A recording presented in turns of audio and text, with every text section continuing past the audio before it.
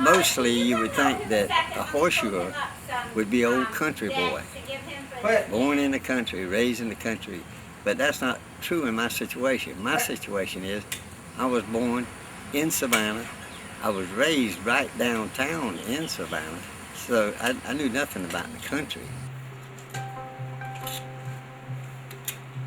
The only time I got to go to the country was when I went to my cousins to ride their ponies, and that was really something for me. So that's really what sparked me. I had a good teacher. He was an old fella. His name was Jim Milliken. He was a horseshoer in the Army when they had armies, when they had horses. And he shod mules and horses in the cavalry. And I had horses, and he was my farrier. And he came over to do my horses one day, and he asked me if I would go and help him. I said, sure. So I went to go help him, and I liked it. And so he went ahead and started teaching me how to trim and shoe horses. After the first day, I said, you know, this could be a dangerous job. And I said, I don't know about picking up these strange horses' feet, but he taught me that you have to look at the demeanor of the horse, and that you can't be scared of a horse because they sense if you're scared. So I worked with him for quite a while, and finally I decided to go ahead and go on my own because finally he died. And so I kind of took over his business, and I've been doing it ever since.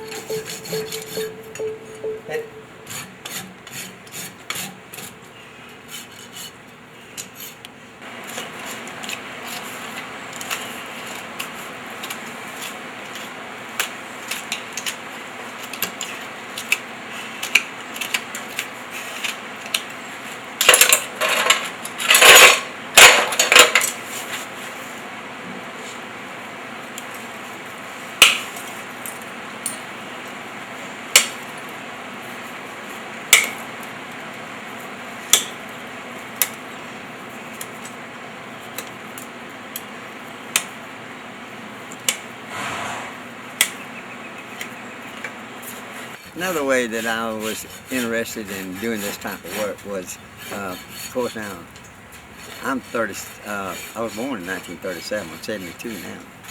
And, but I had two cousins, and when I was little, about 7 or 8 years old, they had two ponies, and they hooked it up to, they had a cart. And I would go to their house, and I just loved being around them ponies, and I loved to ride on that cart. And that's really one thing that really inspired me to just get started. And there's several different things like that that would do that. And I've just been around horses all my life. That's our little founder girl? Yeah, she found a little bit. She's a lot sounder when we got her though now. Yeah, she had just a little bit of rotation. What's that mean when they found her girl? If they eat too much or either drink cold water, a lot of cold water when it's really hot, it causes the endorphins in the stomach to go to the feet, and it kills the laminae. You see this white line right here? Yeah. It kills that. I was telling him next time I go to do zebras, I do zebras for New York Zoo. I'll take him.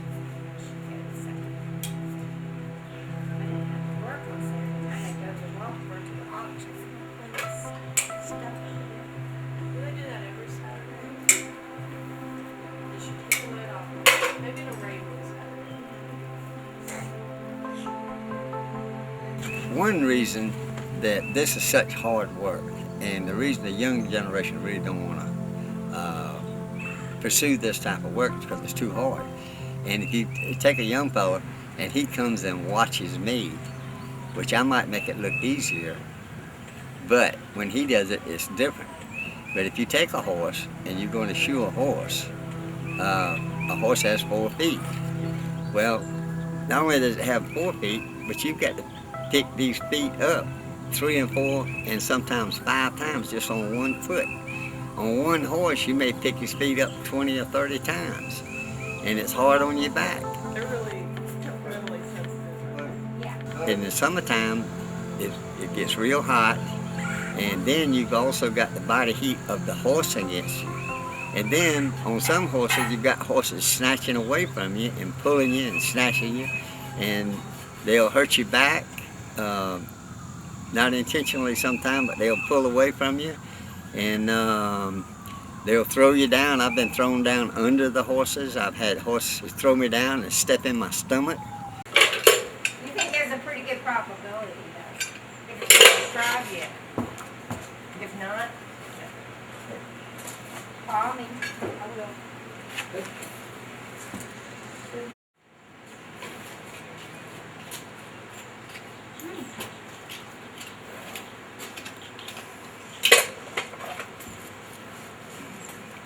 How's he doing? That's rushing him.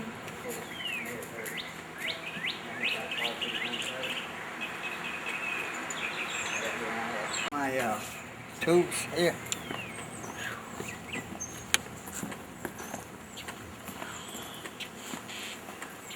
This is a belt sander that I have to use whenever I make up show shoes for a saddlebred or an Arabian. I have to put pads on the shoe, underneath the shoe.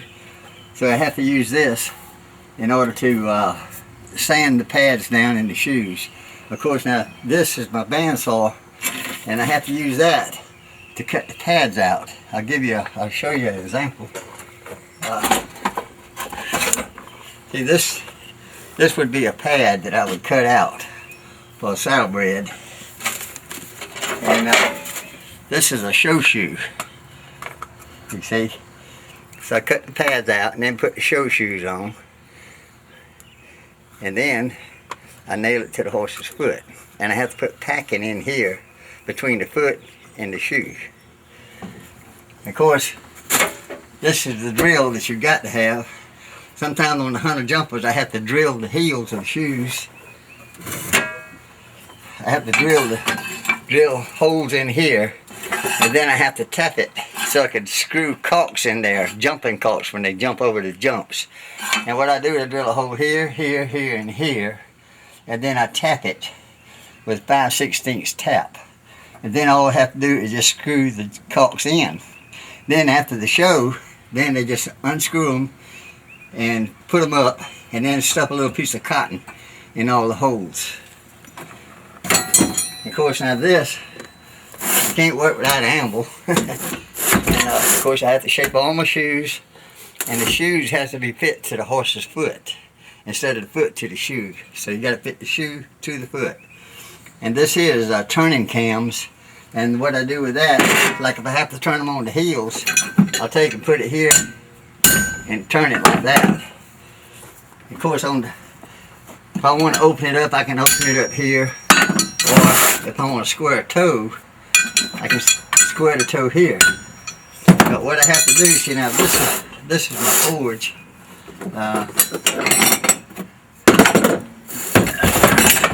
I'll show you how it works. Forge, and it's on a swing arm. And I put the shoes in here because some horses I have to shoe them hot, and of course sometimes I have to make shoes. And what I do is run off full propane, and this is my starter. Whoop, hold on, I'll turn my gas on. Hold on.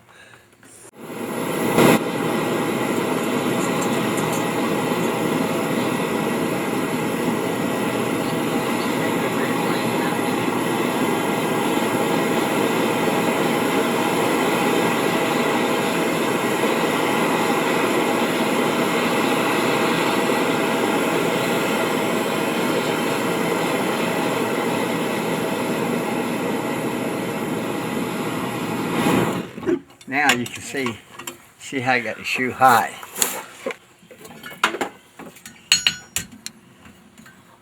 What I'm gonna do is turn the heels in.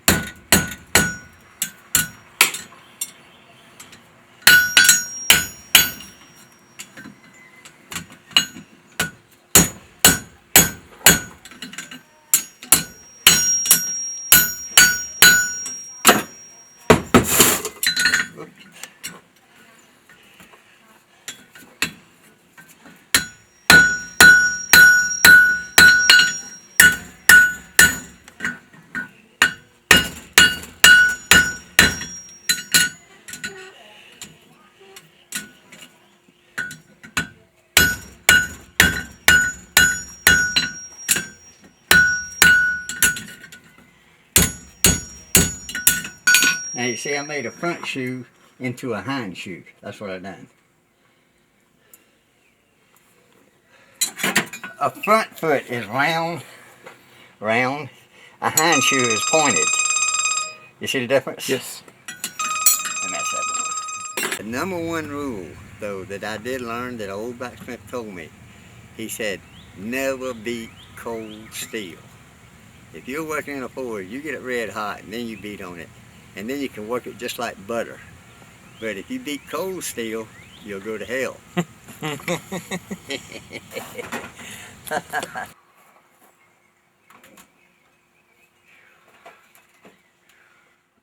That was done.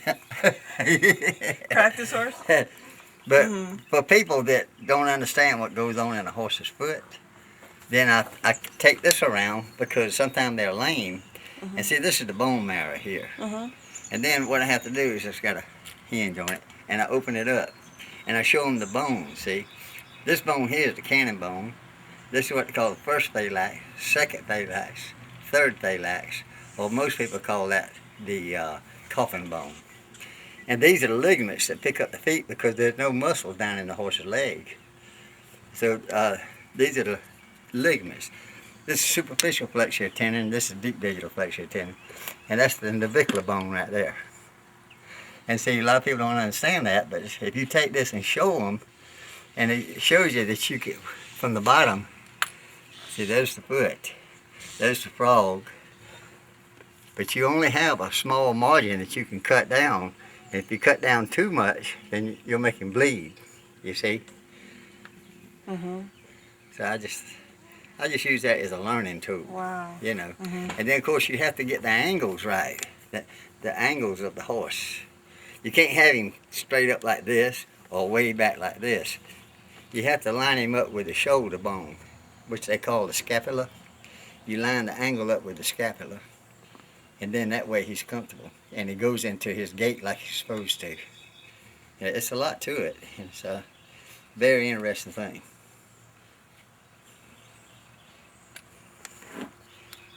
How about that? That's something different, isn't it?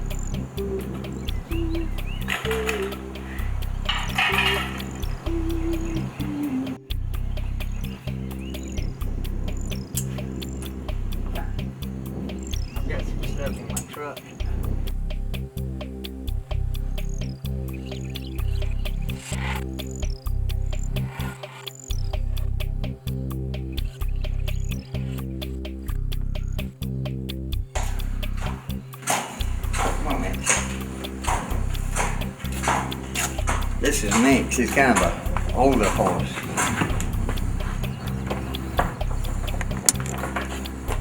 I've been shoeing him for years. He's a good pup.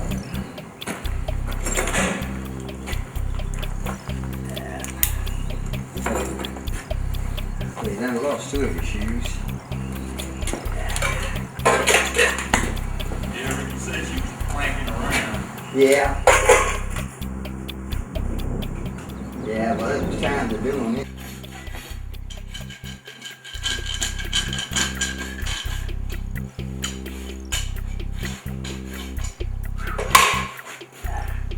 And let me get a shoe.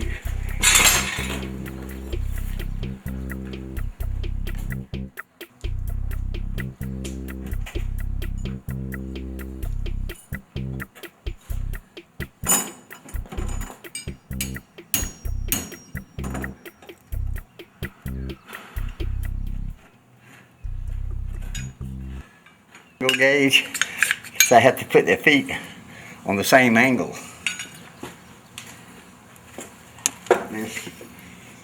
See, he's on 57 degrees. So that means I got to put the other foot on 57 degrees also. But I have to fit the shoe to the foot first.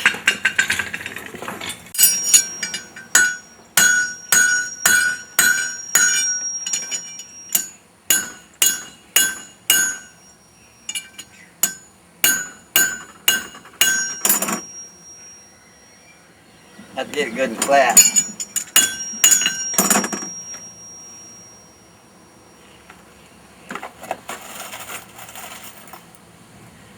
Alrighty.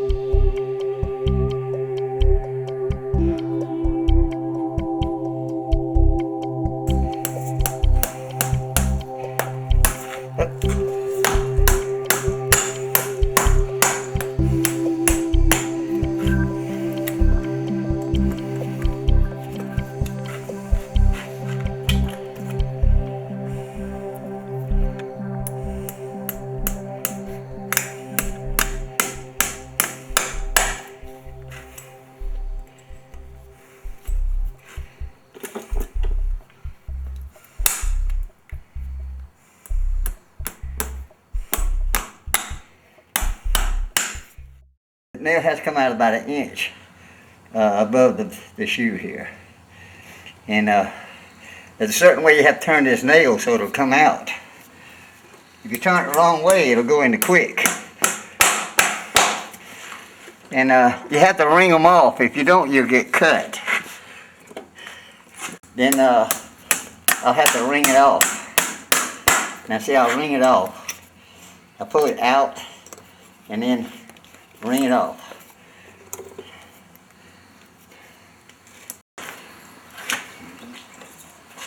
Because I got cut one time, I had 27 inches in my leg right there. Like that. That pulls the shoe down to the foot.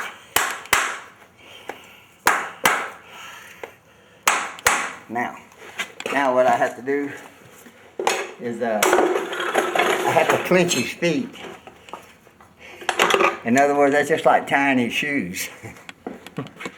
Let me put this up out of the way. Now these I have to cut them all off square. Cut them off square. Then I pull them down halfway. like that. Pull it down halfway. Oh, baby. And the reason I pull them down halfway is because underneath here is hoof. And what I have to do is clean the hoof out from underneath the nail. Like this. And then I can pull it down flush with the wall, the hoof wall. Whoop, whoop, whoop. See, I have to clean out from underneath and then pull it down. Now, what I have to do now is dress the foot.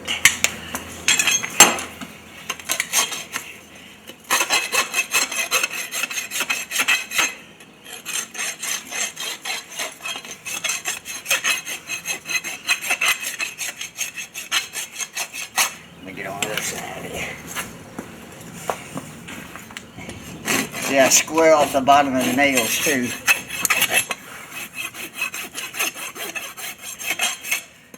See, square them all off so it'll look uniform.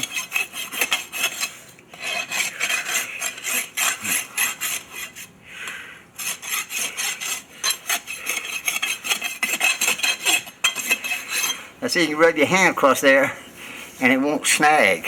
So it's nice and smooth. Now what I'll do is I'll have to put a sealer on it. So bad.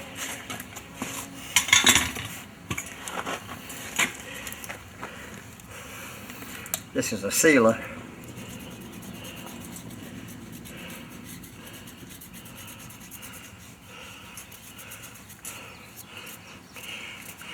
And you have to give it a few minutes to dry, and you'll see the difference.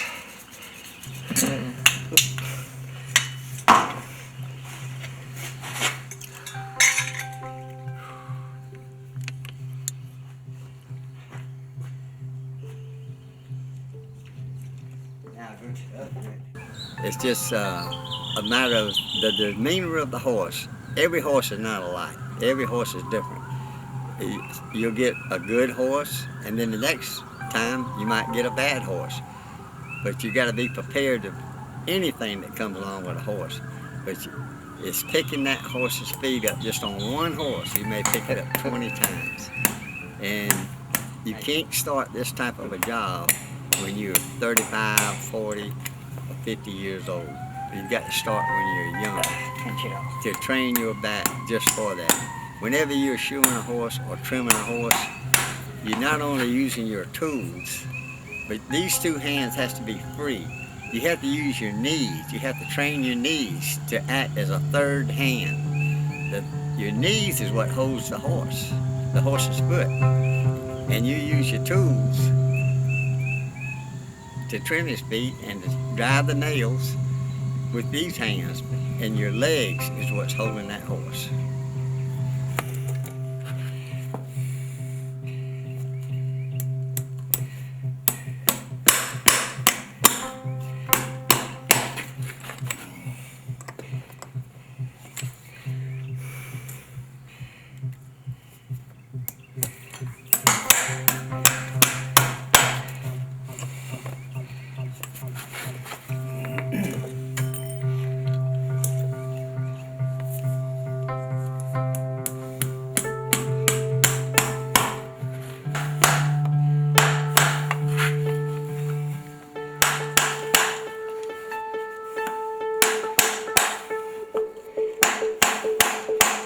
Now it's tight.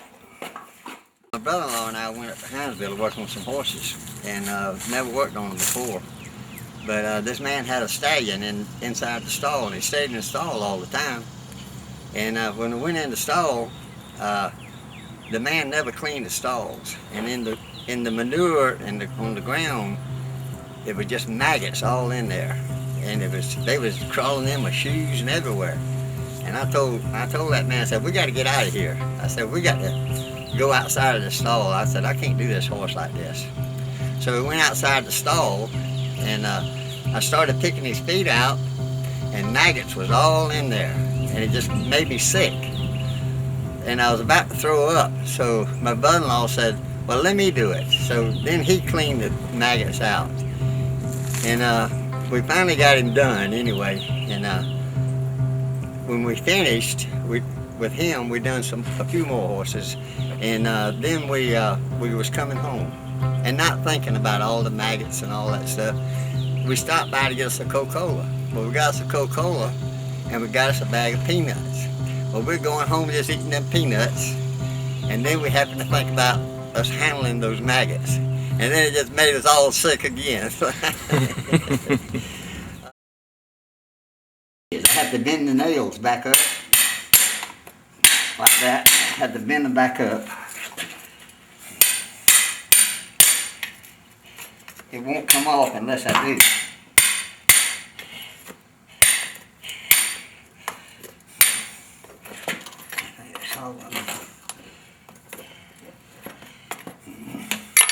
Now I can pull it off. See?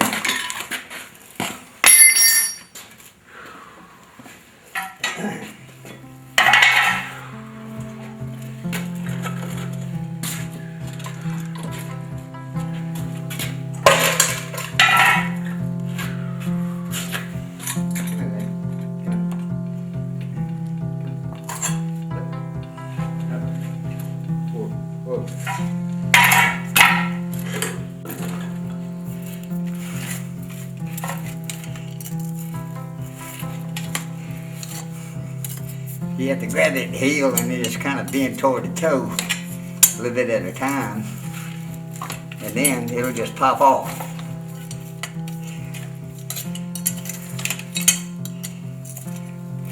Like that.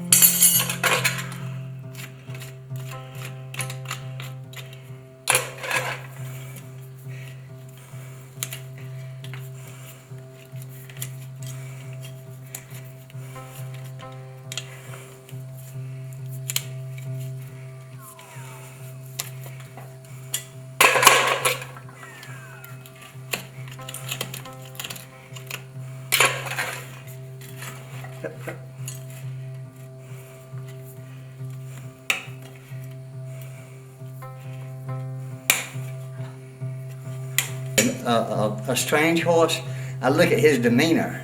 I can tell whether he's going to be bad or whether he's going to be good. I look at his eyes and I see as to whether he stands still or not. And if I think he's going to be bad, then I'm very cautious. But this particular horse, I've been doing it for a long time and I know what his demeanor is. He's never no problem, but you never trust any of them. You never know what's going to happen. Now what I got to do now is I got to fit this shoe. Yeah, you're right about that. I see, I take the old shoe and I can fit the new shoe to it, and that saves me from running back and forth.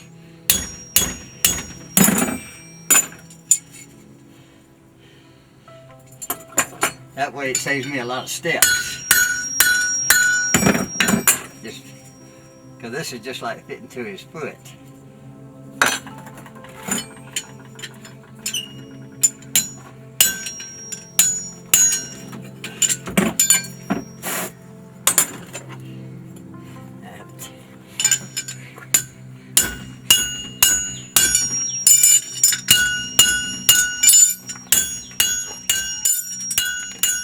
You got to make it flat, else it won't fit on his foot.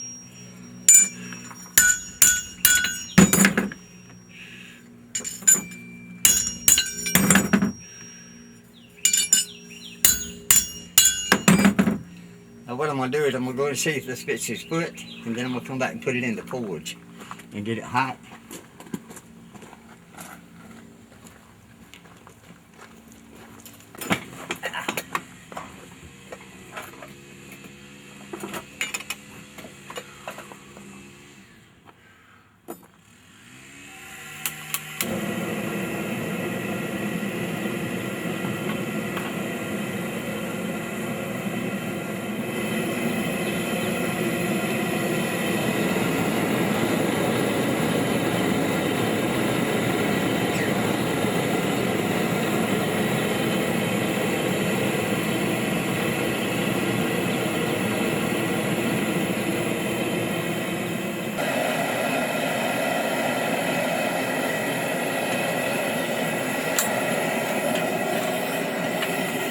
A lot of times what you do is you're seating the shoe down to the foot. You're actually marrying the shoe to the foot.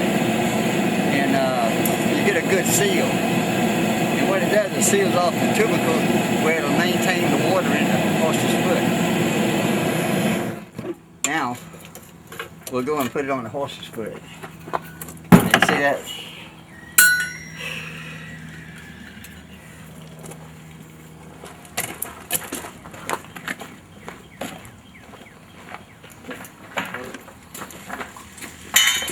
When I do this, but he probably won't, but we'll see.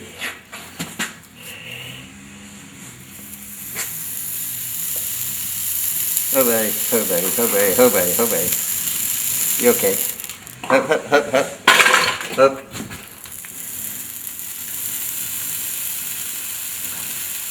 Hup, hup, hup, hup. You okay? Okay. Now I see I got the cooling.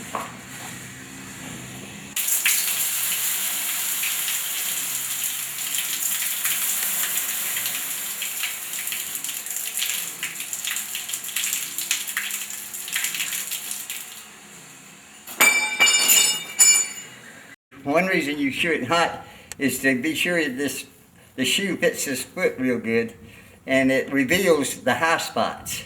You see it's low here, but here is all the same. Well, I've got to take off a little bit here, around to here, so that it'll all be the same. Oh, bud. Hup, hup, hup.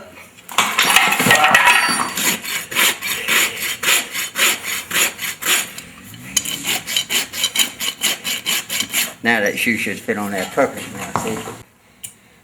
I got a magnet on the end of my hammer. It keeps me from bending over.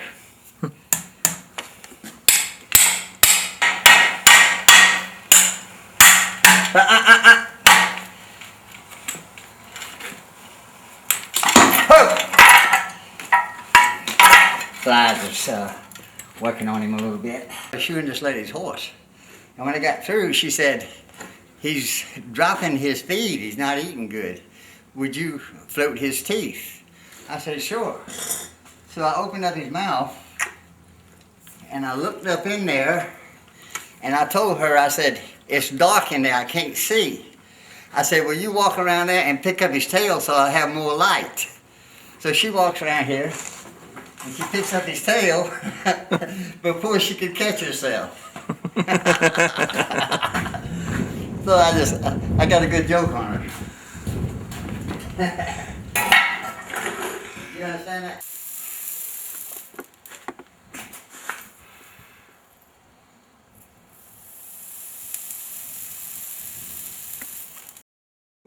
That's a good fit. I don't have any black spots at all, see. I mean, any high spots. I don't have any high spots because see, it's black all the way around. And let me go cool this off.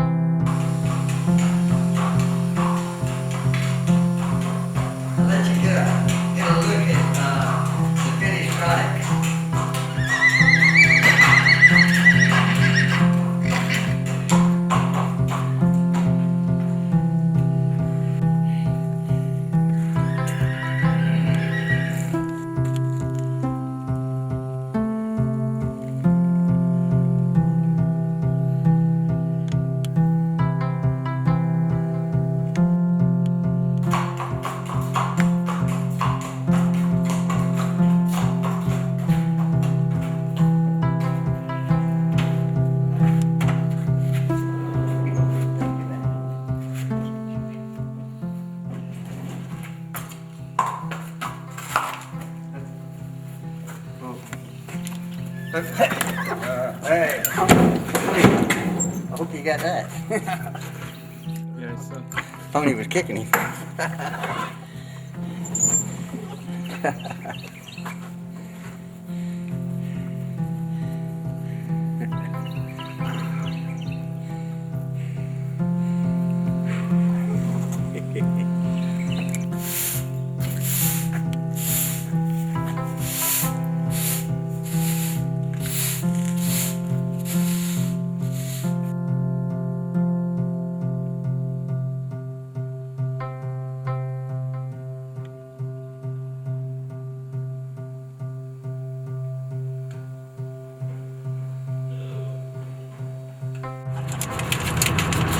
What I want to do is I dissected a horse's leg to expose all of his bones and nerves and tendons and ligaments, so I could show my customers. But the VCR tape now is kind of outdated. Did you want to stop for any reason?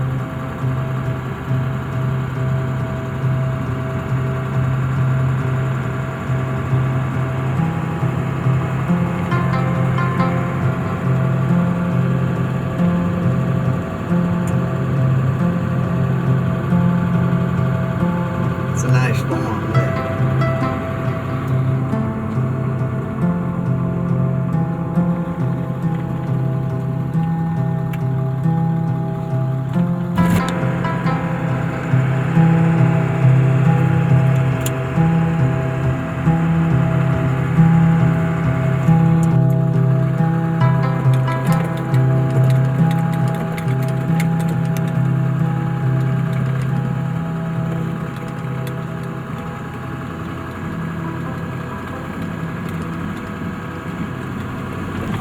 But see him over there? I don't know if you can see that or not. Yeah.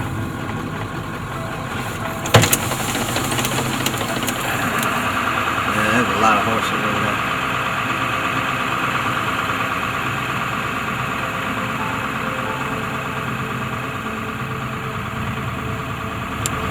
And this is the entrance right here to the ranch.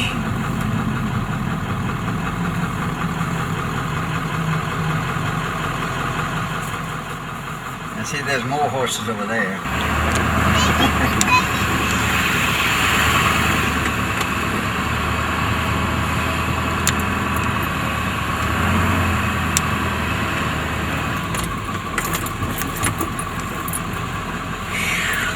I see that little building up there, that's my shop right there.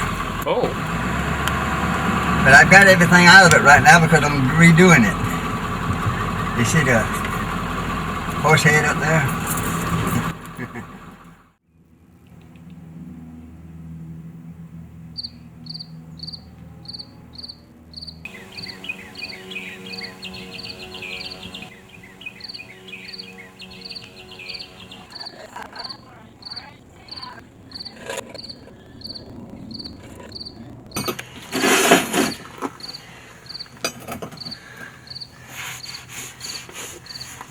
See, this is made out of this round rod right here.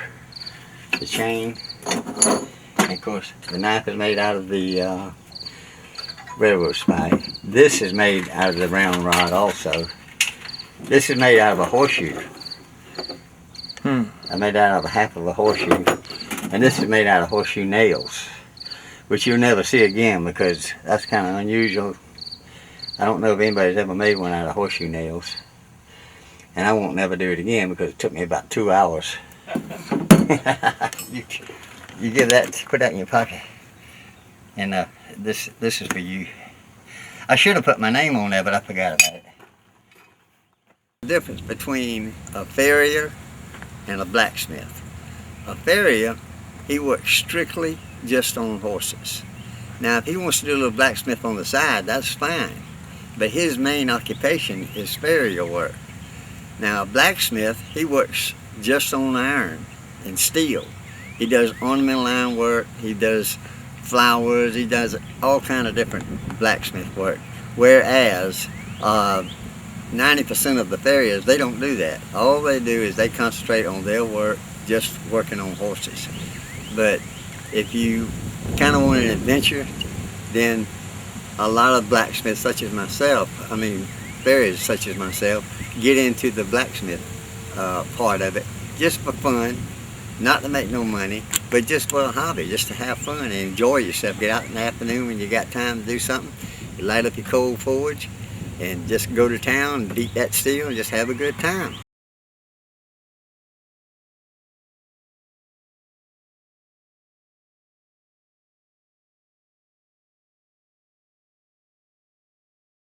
Well, this horse, I just decided to build it all of a sudden. It took me 19 hours to build it, and it took 400 horseshoes in order to build it. And I've been around horses so much, I had a pretty good idea of their conformation, so I didn't have any problem with the legs and the feet and the head. And so I just started with the head, and I just went from there, piece by piece, shoe by shoe, and this is what I ended up with. And then, after I did finish, I took it to a horseshoeing contest one day, and there was a horseshoe company that decided to take it on tour, and it went on tour of the United States, and it was gone for about 2 months, and they was taking it from city to city around the United States just to show it off, the horseshoes and all. So this will probably be the last one I'll ever make, but it's one of a kind. You probably won't ever see another one like this.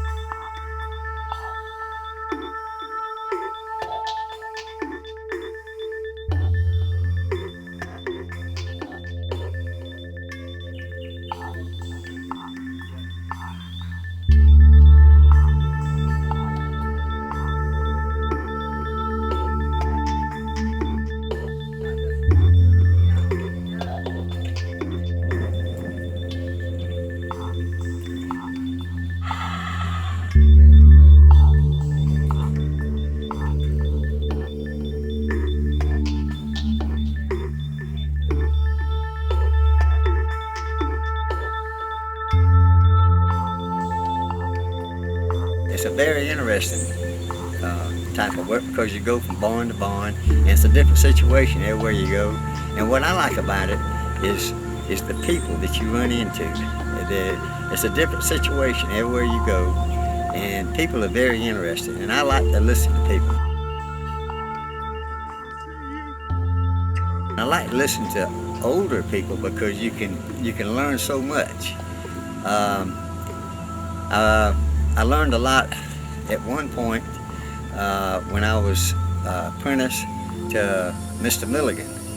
That was the horseshoer that was in the cavalry. We went down to Savannah, and the Ringling Brothers Barnum and Bailey Circus was in town, and we went down there to work on the horses.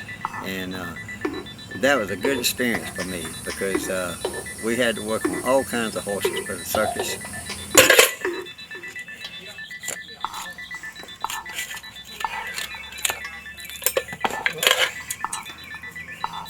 Is that your phone ringing? His phone's ringing. Is it? I'm sorry. I don't know, but it sure is ringing. Yeah. Now, he's not over or underweight right now, is he? A little bit. You can see it in his hips. Okay, a little under? Yeah. Okay, I just upped him and started him on that calf man, too. Yeah. Hey. Stand. With him being so big, it's hard to judge, and sometimes walkers are hippie, so that's why I asked him more. Must be what I am. You a walker, I'm a walker, I too? didn't even know it.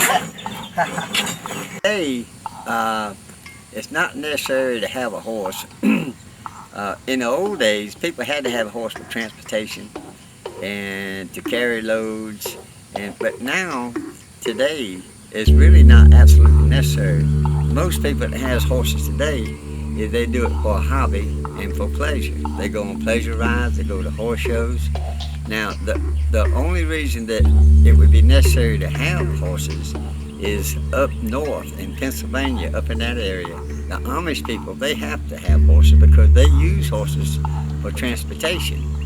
And they use the horses on the farm to work. They use the draft horses for pulling the plows and for cutting grass and cutting hay and for putting up hay. But other than that, it's really not necessary anywhere else to have a horse other than pleasure. Now, there is some people that have Grand Prix horses that they will show for money, and also some barrel races they show for money. But other than that, I don't know any reason whatsoever that it's necessary to absolutely have a horse, because it costs so much nowadays to even have a horse.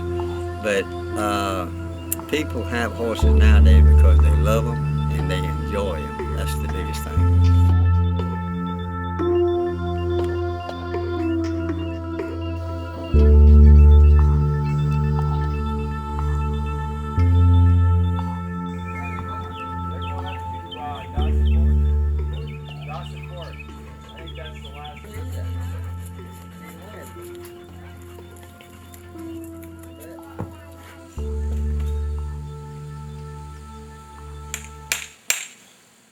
Probably won't take the shoes off him again. Yeah. Just in it. Well, if you'll keep them on for at least 4 or 5 weeks, Yeah. that bad part will grow out. Yeah. Well, he'll keep them on now and go. Yeah. You know, no, I'm saying. Yeah, but even when it doesn't make sense to even take them off. If they're gonna No, get but what I'm saying is, Yeah. if you don't mess up and just pull one off Yeah. and tear it up worse than what they are, Yeah. you know. Well, he's going to get pretty much, you know, the work that he get now will be pretty light anyway. Yeah. You know.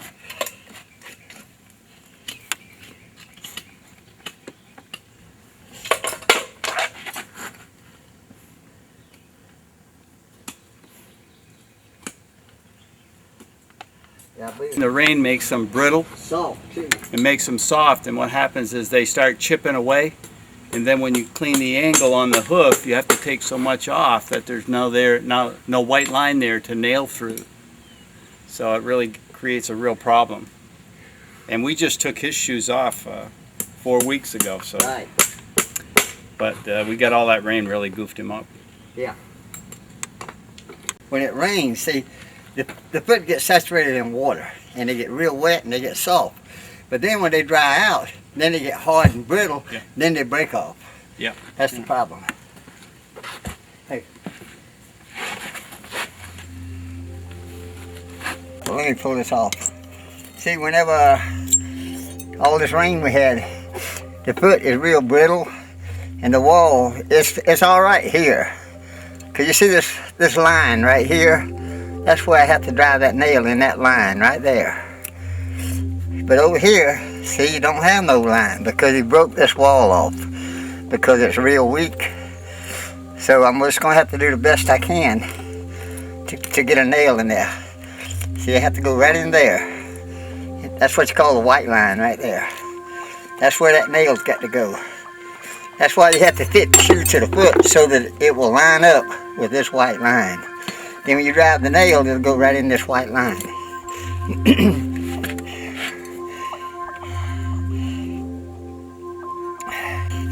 If it starts to go into quick, he'll let me know.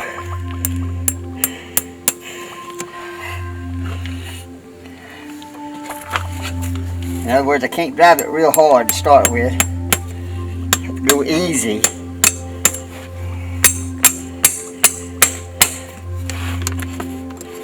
And you got to always be sure that nail comes out. If you don't, you're in trouble then, see.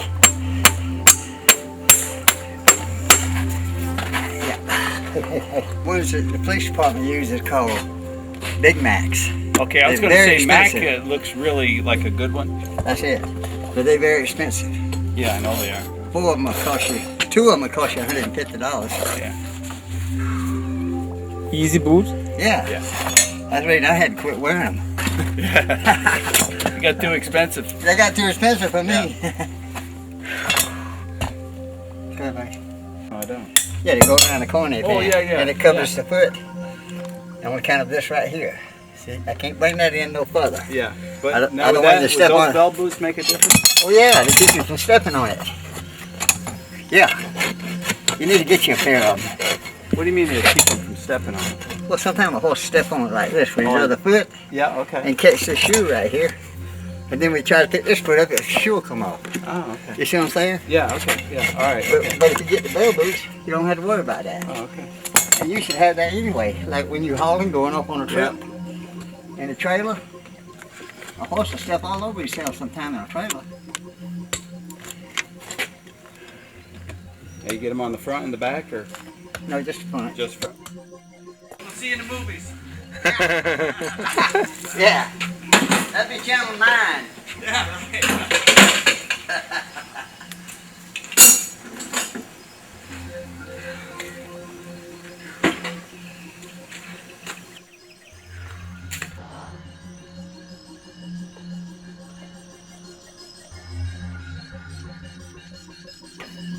Oh, out now.